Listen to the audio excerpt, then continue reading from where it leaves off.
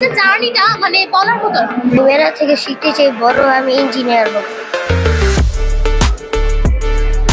যেগুলো বাংলাদেশের প্রেক্ষিতে যদি বাস্তবায়িত হয় তবে বাংলাদেশ খুব দ্রুত একটি উন্নত দেশের স্বীকৃতি লাভ করবে। বর্তমান বিশ্বের অন্যতম প্রধান একটি সমস্যা হচ্ছে দূষণ, কালো ধোঁয়া এবং রিফাইনারি। আসসালামু আলাইকুম, আমি মোহাম্মদ নুর হোসেন মিলন। আপনাদের সবাইকে বিচিত্র জানালার পক্ষ থেকে শুভেচ্ছা ও স্বাগতম। জ্ঞান বিজ্ঞানে করব জয়, সেরা হব বিশ্বময়, এই স্লোগানকে সামনে নিয়ে জাতীয় বিজ্ঞান ও প্রযুক্তি সপ্তাহ শুরু হয়েছে গত 3 দিন ব্যাপী এবং আজকেই তার শেষ দিন।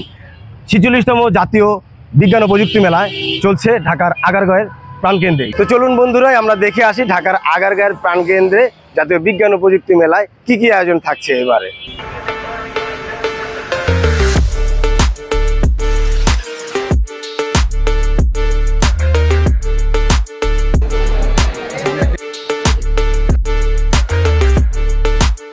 আপনাদের প্রজেক্ট সম্পর্কে একটু বলুন। আসসালামু আলাইকুম, আমি মোহাম্মদ মুক্তাসিন মাহি। আমি মুজাহিদুল ইসলাম। যে আমরা আসছি শরীয়তপুর থেকে এবং আমাদের স্কুলের নাম হচ্ছে পালং ক্লোসার গুরুদাস সরকারি উচ্চ বিদ্যালয়। আমাদের প্রজেক্টের নাম হচ্ছে carbon dioxide sequence, carbon neutralisation and purification. আমাদের এই প্রজেক্টের দুটো সেগমেন্ট বা দুটো ভাগ রয়েছে। একটা হচ্ছে ওয়াটার বেসড, অর্থাৎ আমাদের জলাশয়ের জন্য, আর একটা হচ্ছে আমাদের ল্যান্ড বেসড বা আমাদের মাটি এবং অন্যান্য জায়গার জন্য, যেখানে আমাদের বিভিন্ন ফ্যাক্টরি, রিফাইনারি, কলকারখানা রয়েছে। আমরা জানি বর্তমান বিশ্বের অন্যতম প্রধান একটা সমস্যা হচ্ছে দূষণ, কালো ধোঁয়া এবং রিফাইনারি, কলকারখানা, শিল্প কারখানা থেকে নির্গত বিভিন্ন ধরনের দূষিত ধোঁয়াসমূহ এবং দূষিত আমাদের গ্যাস সমূহ। আমরা চাচ্ছি পানি এবং ল্যান্ড এই দুই জায়গাতেই এই দুইটাকে নিষ্ক্রিয় করতে, মূলত কার্বনটাকে আমরা নিষ্ক্রিয় করার চেষ্টা করছি। সো আমরা হচ্ছে আমাদের ওয়াটার বেসড যে সাবজেক্টটা, এবং আমাদের পরবর্তী সেগমেন্টটা রয়েছে হচ্ছে ল্যান্ড বেসড, অর্থাৎ আমাদের মাটির জন্য। সেখানে আমরা জানি বিভিন্ন বাংলাদেশের রিফাইনারি, কলকারখানা এবং অন্যান্য বিভিন্ন শিল্প কারখানা রয়েছে, যেখান থেকে প্রতিনিয়তই বিশেষ উপায়ে বিভিন্ন ধরনের ধোঁয়া নিঃসৃত হচ্ছে, বিভিন্ন ধরনের কার্বন ডাইঅক্সাইড গ্যাস এবং নাইট্রোজেন গ্যাস নিঃসৃত হচ্ছে। আমরা চেষ্টা করছি কার্বন ডাইঅক্সাইড গ্যাসটা, যেটা সবচেয়ে দূষিত এখানে বায়ুটা রয়েছে, সেটাকে সাকশন পাইপের মাধ্যমে আমাদের ফ্যাক্টরি থেকে সরাসরি আমাদের কার্বন অ্যাবজর্বার অ্যান্ড পিউরিফিকেশন চেম্বারে নিয়ে আসতে। এবং এই কার্বন অ্যাবজর্বার অ্যান্ড পিউরিফিকেশন চেম্বারে আপনি দেখতে পারবেন আমাদের এই স্ক্রিপ্টে আমাদের প্রথমে বিক্রিয়া ঘটবে হচ্ছে লবণ পানি অর্থাৎ সোডিয়াম হাইড্রোক্সাইডের সাথে কার্বন ডাইঅক্সাইডের, এবং উৎপন্ন হবে অনার্দ্র সোডিয়াম কার্বনেট এবং পানি, যেটিকে আমরা যদি পানি যুক্ত করতে পারি এবং সেটাকে আর্দ্র সোডিয়াম কার্বনেটে পরিণত করতে পারি, তবে সেটা বিক্রিজাত যোগ্য অর্থাৎ আমাদের বাজারজাত যোগ্য কাপড় কাচা সোডাতে পরিণত হবে। এবং এখানে রয়েছে পরবর্তী ধাপে আমাদের উৎপন্ন সোডিয়াম কার্বনেট থেকে আমরা কিছু পরিমাণ সোডিয়াম কার্বনেট নিব এবং সেটার সাথে কার্বন ডাইঅক্সাইড গ্যাস এবং পানি যোগ করে উৎপন্ন করব হচ্ছে বেকিং সোডা, যেটা হচ্ছে সোডিয়াম বাইকার্বনেট। এবং সর্বশেষে যেহেতু আমরা এক্সট্রা পরিমাণে কিছু কার্বন ডাইঅক্সাইড গ্যাস ইনপুট দিয়েছিলাম, তাহলে যদি কিছু পরিমাণ কার্বন ডাইঅক্সাইড গ্যাস রয়েই যায় বিভিন্ন বড় বড় শিল্প কারখানার ক্ষেত্রে, তবে সেগুলোকে আমরা চেষ্টা করব হচ্ছে দুটি উপায় নিষ্ক্রিয় করার। প্রথমটি হচ্ছে আমাদের প্রথম উপায়ের অনুরূপ, যেটি হচ্ছে কার্বন ডাইঅক্সাইড গ্যাসের সাথে বিক্রিয়া করে সোডিয়াম কার্বনেট উৎপন্ন করা, এবং সর্বশেষে হচ্ছে আমাদের সোডিয়াম হাইড্রোক্সাইডের সাথে বিক্রিয়া করে সোডিয়াম কার্বনেট উৎপন্ন করা। এবং আমাদের আরেকটি বিশেষ উপায় রয়েছে, যেটি হচ্ছে কার্বন ডাইঅক্সাইড গ্যাসকে শুধুমাত্র হাইড্রোজেন গ্যাসের সাথে বিক্রিয়া করে ফর্মিক অ্যাসিড উৎপন্ন করা।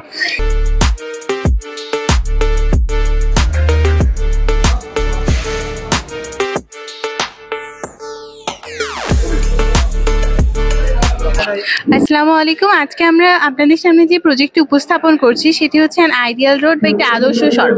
এখানে আমরা 4টি প্রজেক্ট একসাথে উপস্থাপন করব। ফার্স্টলি আমাদের আছে এয়ার পলিউশন কন্ট্রোলার। 2023 সালে WHO বাংলাদেশকে সবচেয়ে বায়ু দূষিত দেশ হিসেবে স্বীকৃতি দিয়েছে, এবং আমাদের দেশে বায়ু দূষণের জন্য অন্যতম দায়ী হচ্ছে গাড়ির কালো ধোঁয়া। আমরা এখানে সেই গাড়ির কালো ধোঁয়াকে পরিশোধন করব। গাড়ির কালো ধোঁয়াতে যে গ্যাসগুলো থাকে সেই গ্যাসগুলো থেকে আমরা অ্যাসিড তৈরি করব এবং তার সাথে কালি উৎপন্ন করব। যখন আমাদের এই মেশিনের সামনে দিয়ে গাড়ি যাবে, তখন আমাদের আইআর সেন্সর গাড়িটিকে সেন্স করে অটোমেটিক আমাদের সিস্টেমটি চালু করে দেবে, এবং এখানে থাকা টারবাইনের কারণে গাড়ির কালো ধোঁয়া এই পথ দিয়ে এই টারবাইনের ভেতরে ঢুকবে, এবং যেহেতু এখানে একটি ফ্যান চলছে সেই বাতাসের কারণে এটি এই সেকশনে পড়বে। সেম ওখানেও ঘটবে, এবং সেখানে থাকা আরেকটি টারবাইনের কারণে ধোঁয়াগুলো উপরে উঠে যাবে। এই উপরে ওঠা ধোঁয়াগুলোর মধ্যে থাকে carbon dioxide, carbon monoxide, sulphur dioxide এবং কিছু কার্বন কণা, যেগুলো কখনো পড়ে না। এই যে কার্বন কণাগুলো পড়বে না, সেগুলো আমাদের অয়েল ফিল্টারে জমা হবে, যা পরবর্তীতে আমরা কালি হিসেবে ব্যবহার করতে পারবো। এবং অন্যান্য গ্যাসগুলো পানির সাথে মিক্স হয়ে কার্বনিক অ্যাসিড এবং সালফিউরিক অ্যাসিড উৎপন্ন করবে, যা আমরা বিভিন্ন খাতে ব্যবহার করতে পারি। এবং বিজ্ঞানীরা এখনো এই নিয়ে গবেষণা করছেন যে অ্যাসিডের মধ্যে থাকা প্লাস আয়ন থেকে আসলে আসলে বিদ্যুৎ উৎপন্ন করা সম্ভব নাকি, সেটি যদি সম্ভব হয় সেক্ষেত্রে আমরা এটি ব্যবহার করতে পারবো। আমাদের দ্বিতীয় প্রজেক্টটি হচ্ছে স্মার্ট ব্রেকার। রাস্তার যে বেহাল অবস্থা দেখি আমরা, তার জন্য দায়ী হচ্ছে অতিরিক্ত মালামাল বহনকারী গাড়ি। সেই গাড়িগুলো ডিটেক্ট করার জন্য আমাদের এই সিস্টেম, অর্থাৎ এই ব্রেকারের উপর দিয়ে ফার্স্টে যখন একটা গাড়ি যাবে তখন একটা লাইট বাজবে, যেটা বোঝাবে যে একটা গাড়ি পাস করেছে। এখন যদি গাড়িটা ওভারলোডেড হয় সেক্ষেত্রে আমাদের সেকেন্ড ব্রেকারের কাছে গেলে ব্রেকারটা অটোমেটিক পড়ে যাবে এবং ট্রাফিক পুলিশে একটা সিগন্যাল চলে যাবে, যার ফলে ট্রাফিক পুলিশ এসে গাড়িটি সাইডে নিতে পারবে। এবং বাংলাদেশে ওভারলোডিং যেহেতু একটি আইনগত অপরাধ, তারা সেই অবৈধ চালককেও আইনের আওতায় নিয়ে আসতে পারবে। সব মিলে আমাদের প্রজেক্টের মেন মোটিভ হচ্ছে বাংলাদেশের সাধারণ জনগণ যখনই রাস্তায় বের হয় তারা যে সমস্যাগুলোর সম্মুখীন হয় সেগুলো সুন্দর এবং সহজ কিছু সমাধান, যেগুলো বাংলাদেশের প্রেক্ষিতে যদি বাস্তবায়িত হয় তবে বাংলাদেশ খুব দ্রুত একটি উন্নত দেশের স্বীকৃতি লাভ করবে। ধন্যবাদ। ধন্যবাদ আমাদের কুষ্টিয়ার প্রতিনিধিদেরকে। খুব চমৎকারভাবে তারা এক্সপ্লেন করছিল তাদের প্ল্যান্ট নিয়ে, এবং এই প্ল্যানটা যদি আমাদের ভবিষ্যতে কাজে লাগে তখন তাদের হবে সার্থকতা। আর আমরা এটাই প্রত্যাশা করছি, আমাদের দেশ হবে সুন্দর, আমাদের শহর হবে সুন্দর।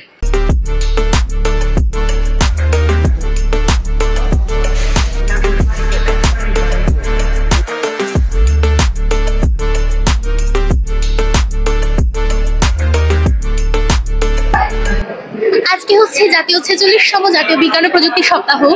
এই বিজ্ঞান মেলায় এসে আমার খুবই ভালো লাগছে, কারণ এটা জাতীয় পর্যায়ের প্রতিযোগিতা। আর জাতীয় পর্যায়ের প্রতিযোগিতায় আসাটা কিন্তু এতটা সহজ ছিল না। উপজেলা, জেলা, তারপর বিভাগ পেরিয়ে আজকে আমরা এখানে এসেছি। তো এই যে জার্নিটা মানে বলার মতো। প্রতিযোগিতায় অংশগ্রহণ করা মানে যে শুধু পুরস্কার পাওয়া বা হার জিত নয়, এটা একটা জার্নি, নতুন একটা অভিজ্ঞতা পাওয়া। তো সব মিলিয়ে খুবই ভালো লাগছে। ধন্যবাদ। শুনছিলেন খুব চমৎকারভাবে তিনি তার অভিজ্ঞতা ব্যক্ত করছিলেন। আমরা শুনে আছি আরো কিছু দর্শকদের কাছ থেকে, কেমন লাগছে? আমি মেলা থেকে শিখতে চাই বড় আমি ইঞ্জিনিয়ার হব।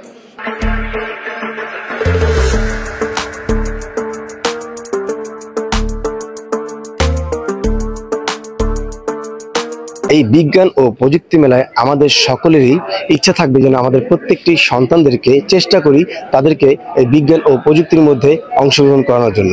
কারণ বর্তমান এবং ভবিষ্যৎ কিন্তু বিজ্ঞানের মধ্যেই বেশিটাই সীমাবদ্ধ থাকার চেষ্টা করছে। কারণ বিশ্বের যেখানে আপনি যাবেন না কেন বিজ্ঞানের প্রযুক্তি কিন্তু ছুঁই ছুঁই হয়ে যাচ্ছে। কাজে আসুন আমরা আমাদেরকে সন্তানদেরকে অগ্রসর করাই বিজ্ঞান ও প্রযুক্তির মধ্যে দিয়ে। এতে করে উন্নত হবে দেশ, উন্নত হবে জাতি, এবং মেধায় আমাদের সন্তানরা হবে খুবই উন্নত। কাজে আসুন আমরা সন্তানদের ভবিষ্যতের কথা চিন্তা করে, আগামী প্রজন্মের কথা চিন্তা করে তাদের পাশে আমরা এভাবেই এগিয়ে আসি। বন্ধুরা, বিদায় নিচ্ছি আজকের এই বিজ্ঞান ও প্রযুক্তি মেলা থেকে। পরবর্তীতে আরো চমৎকার কোনো বিচিত্র প্রোগ্রাম দেখানোর জন্য আপনাদেরকে আবারও নিয়ে আসবো। ততক্ষণে আমাদের সাথেই থাকুন, বিচিত্র জানালার পাশে থাকবেন, লাইক ও কমেন্ট দিয়ে সবসময় আমাদেরকে অনুপ্রাণিত করবেন। সবাইকে অনেক অনেক ধন্যবাদ ও শুভেচ্ছা জানাচ্ছি।